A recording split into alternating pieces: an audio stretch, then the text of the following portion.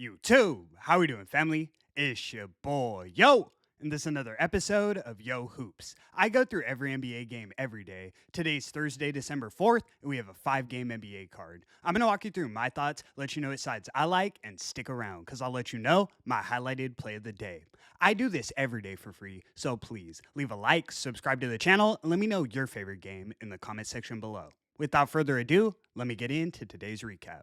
Recapping yesterday, I went 1-1. I split my highlighted plays. First, I took the Charlotte Hornets plus 9 points in New York against the New York Knicks. The Hornets showed signs of life at certain points throughout the game, but it was really the 35 points and 18 rebounds from Karl-Anthony Towns that made the difference. When you've also got Jalen Brunson, who you know is going to give you buckets, you're going to win that one by a margin almost every time. Final score was 119-104 Knicks. Next, we took the Houston Rockets laying 15.5 points against the Sacramento Kings. I told you guys now 4 times the Rockets have been double-digit favorites at home. They're 4-0 ATS in those games. They did make it a little sweaty. Houston actually trailed at halftime, but they dominated the second half to easily get the cover. Final score was 121-95 Rockets.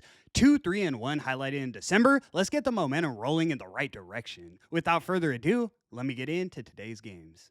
In our first matchup, we have the Boston Celtics in Washington taking on the Washington Wizards. Celtics are minus 435 on the money line, and the total is 231. The injury report for both sides is pretty concerning coming into this one. The Wizards will be without Corey Kispert, Alex Sarr, and Bilal Coulibaly, while the Celtics have Jaylen Brown listed as doubtful. Even with Brown and Tatum out, I would say Boston clearly has a better lineup. The only thing I worry about is their rebounding. They really have no glass cleaners on the floor, but it definitely helps that Alex Sarr is out. You guys know I tend to grab the points with the Wizards often, so it has to be mentioned the few times I've faded them this season, they ended up winning those games outright. That being said, I'm leaning towards Boston. I'll take the Celtics laying the 10 as my first selection of the evening. In our next matchup, we have the Golden State Warriors in Philadelphia taking on the Philadelphia 76ers. Sixers are minus 150 on the money line, and the total is 223.5. All types of injury updates are going on in this one. For the Sixers, Paul George and Quentin Grimes have been upgraded to questionable, and VJ Edgecombe will play. For the Warriors, Steph Curry is still ruled out, but Horford, Kuminga, and Quentin Post have all been upgraded to questionable.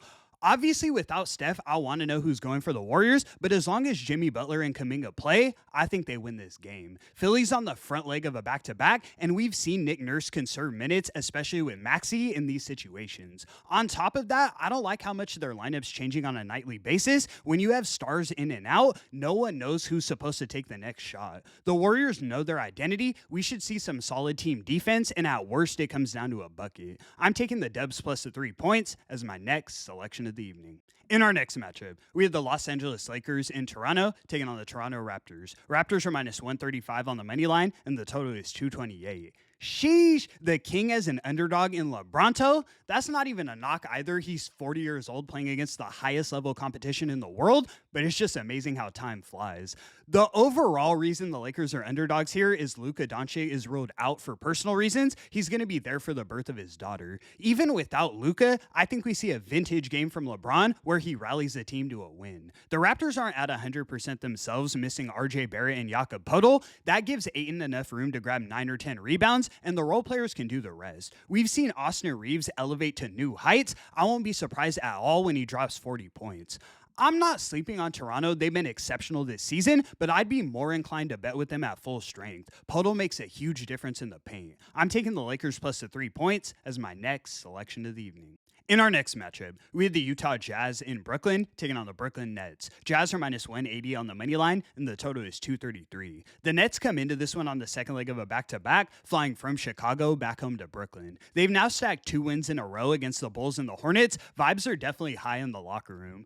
In a normal scenario, I'd be on the Nets here, but I do expect rest to play a factor. Michael Porter Jr.'s only scored less than 20 a couple times this season, and both of those were on the second leg of back-to-backs. I still think Brooklyn has a chance to compete, especially with the Jazz being on the road, but rather than taking a side, I'm looking at a prop. He's only played 4 games this season, so we can't get too much from his stats, but I like the spot for Danny Wolf to go over 8.5 points. The main thing that stands out to me is while almost everyone's numbers go down on the second leg of back-to-backs, Danny's went up in the one he played. Jordy Fernandez has been conservative with his minutes in these situations, so I think it's a perfect spot for the rookie to shine. Lock it in. In our last and final matchup, we have the Minnesota Timberwolves in New Orleans taking on the New Orleans Pelicans. Wolves are minus 600 on the money line, and the total is 231.5. The Pelicans have covered the spread in their last 5 straight games, but this is a bad spot tonight. We saw this same matchup 2 days ago on Tuesday, and even though the Wolves ended up winning it, it took an overtime effort. Now they come into this one knowing they need to put the Pelicans away early, and it's not a big ask considering how many guys are out.